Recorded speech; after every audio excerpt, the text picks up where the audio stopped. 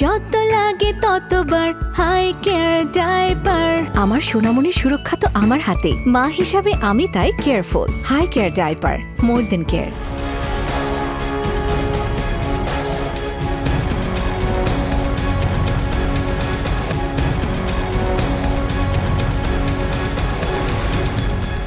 আগামী সংসদ নির্বাচন বেশ চ্যালেঞ্জিং হবে মন্তব্য করেছেন প্রধান উপদেষ্টা ডক্টর মোহাম্মদ ইউনূস।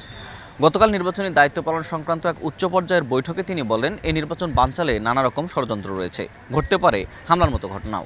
এজন্য সংশ্লিষ্ট সবাইকে সতর্ক অবস্থায় থাকতে হবে। দর্শক, সবাইকে স্বাগত জানাচ্ছি হাই কেয়ার ডায়াপার নিবেদিত আমাদের কথা অনুষ্ঠানে।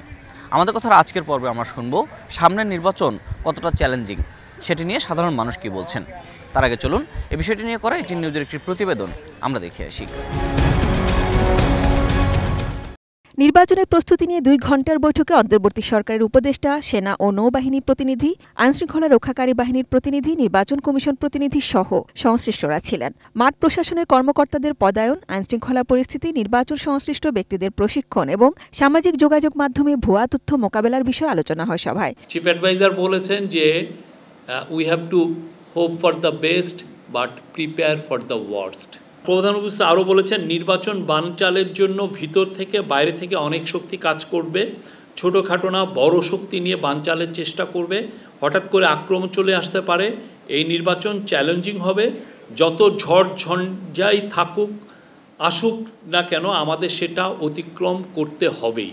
বৈঠকের পর বিকেলে ফরেন সার্ভিস একাডেমিতে সংবাদ সম্মেলনে প্রধান উপদেষ্টার প্রেস সচিব শফিকুল আলম জানান, আক্রমণ বলতে কেবল শারীরিক আক্রমণ নয়, সাইবার অ্যাটাক বা অপতথ্যকেও বুঝিয়েছেন প্রধান উপদেষ্টা।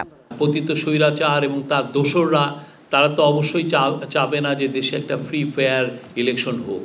প্রেস সচিব জানান, গত 3 নির্বাচনে দায়িত্ব পালনকারী কাউকেই মাঠ প্রশাসনে, বিশেষ করে ডিসি, এডিসি, ইউএনও সহ নির্বাচনী দায়িত্বে পদায়ন করা হবে না বলে সিদ্ধান্ত হয়েছে। সবচেয়ে ফিট কর্মকর্তাকে সবচেয়ে ঝুঁকিপূর্ণ এলাকায় পদায়ন করা হবে, তবে নিজ জেলা বা শ্বশুরবাড়ির এলাকায় নয়। আত্মীয়স্বজন নির্বাচনে প্রতিদ্বন্দ্বিতা করছেন কিনা সেটিও দেখা হবে এই পদায়নের সময়। আগামী 1 নভেম্বর থেকে এগুলো শুরু হবে। 4,89,000 যদি পোলিং অফিসার, তারপরে এর মধ্যে তো অনেক প্রাইভেট সেক্টরের আছে। Returning officer, assistant returning officer মূলত আসেন হচ্ছে সরকারি কর্মকর্তাদের মধ্য থেকে। তো এটা স্ক্রুটিনি করা খুবই ইজি। নির্বাচনে সেনা ও নৌবাহিনী 90,000-এর বেশি সদস্য মাঠে থাকবেন বলেও বৈঠকে জানানো হয়েছে। বৈঠকে আইনশৃঙ্খলা বাহিনীর সদস্যদের প্রশিক্ষণে জোর দিয়ে প্রধান উপদেষ্টা বলেছেন, এই সংক্রান্ত ভিডিও ও উপকরণগুলো 15 নভেম্বরের মধ্যে ইসির ওয়েবসাইট, টিভি বা বিটিভিতে যেন আসে। সংসদ টেলিভিশনকে নির্বাচন কমিশন নির্বাচন সম্পর্কিত যাবতীয় প্রচারে ব্যবহার করতে চেয়েছে। প্রাইমারি যে কাজগুলো আছে, যেগুলো একদম করতেই হবে, সেগুলো উনি চাচ্ছেন যে এটা খুব দ্রুত এটা শেষ হোক, 15 নভেম্বরের মধ্যে হলে এটা বেটার।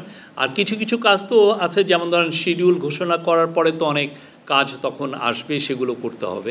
নির্বাচনে ভুয়া তথ্য ও অপতথ্য মোকাবেলায় 2টি কমিটি করার কথা হয়েছে। ফেসবুকের সাথেও এই আমরা যাতে আরও গভীরভাবে নিবিড়ভাবে কথাবার্তা বলে যে আমাদের যে কনসার্নগুলো সেগুলো তাদেরকে জানাই, সে বিষয়েও জানানো হয়েছে।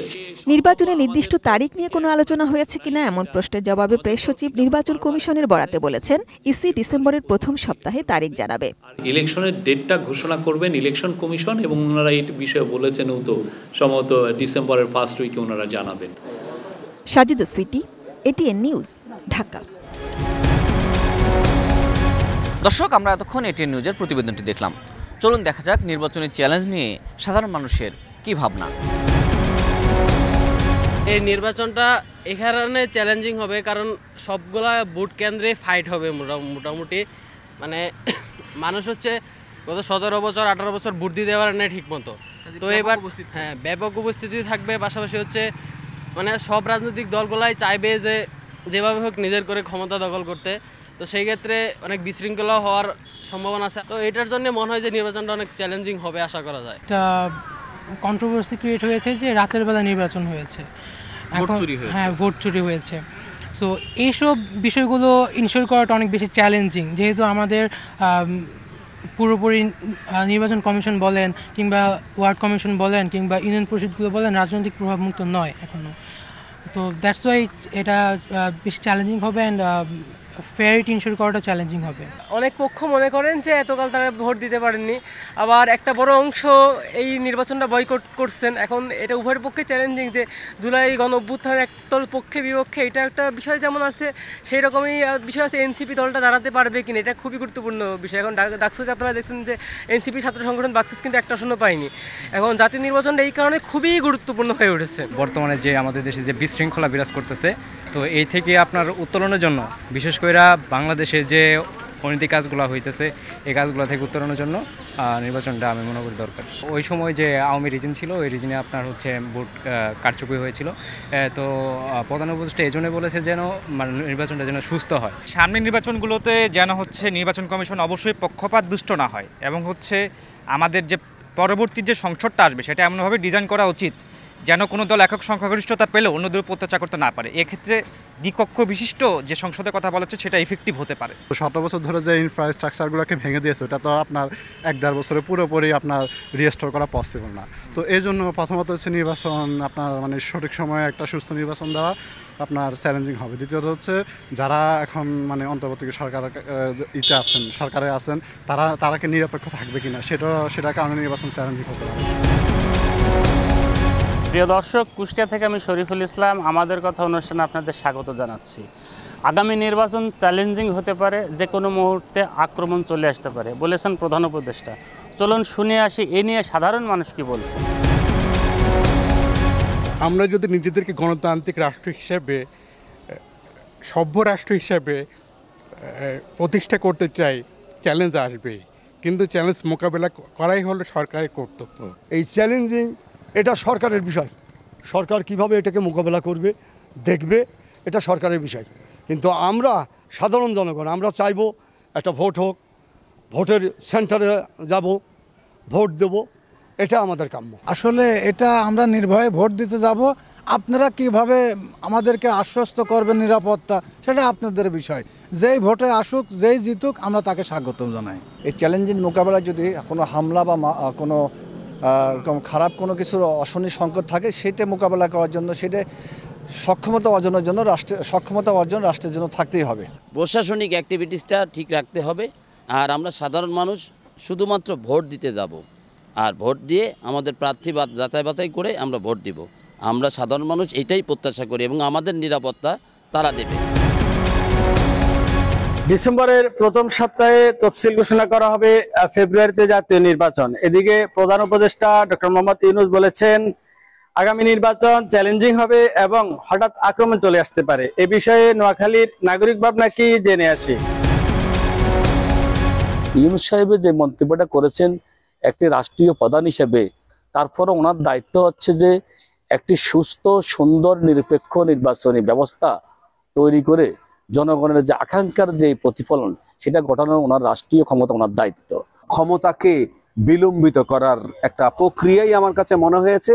তবে আমি এটুকু বলি যে বাংলাদেশের মানুষ, মানে সুশীল সমাজ, বাংলাদেশের জনসমাজ এই চক্রান্ত কোনোভাবেই অ্যাকসেপ্ট করবে না। যত কিছুর বিনিময় হোক, আমাদেরকে ফেব্রুয়ারির ঘোষিত তারিখে নির্বাচনের ট্রেনে আমাকে চড়তে হবে। যদি কোনো কারণে সেই ট্রেন থেকে আমরা পিছিয়ে যাই, তাহলে বাংলাদেশে যে ক্ষতিগ্রস্ত হবে সেটার জন্য যে সকল শক্তি নির্বাচন বানচালের পিছনে কাজ করতেছে, সে সকল শক্তি এটার জন্য দায়ী থাকবে।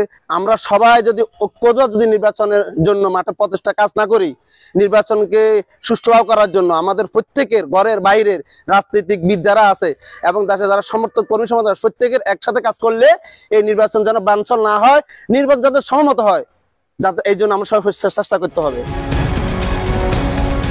এই নির্বাচনে মানুষ অবাধে ভোটাধিকার প্রয়োগ করতে চান, তবে সেটি চ্যালেঞ্জিং হবে। যদি সবাই আন্তরিকতার সাথে দায়িত্ব পালন করে এবং সদিচ্ছা থাকে, তাহলে সেই নির্বাচন একটি অবাধ, সুষ্ঠু ও গ্রহণযোগ্য করা সম্ভব। আমাদের কথার আজকের আয়োজন এখানে শেষ করছি। সবাই ভালো থাকুন, সুস্থ থাকুন, আর সবসময় এটিএন নিউজের সঙ্গেই থাকুন।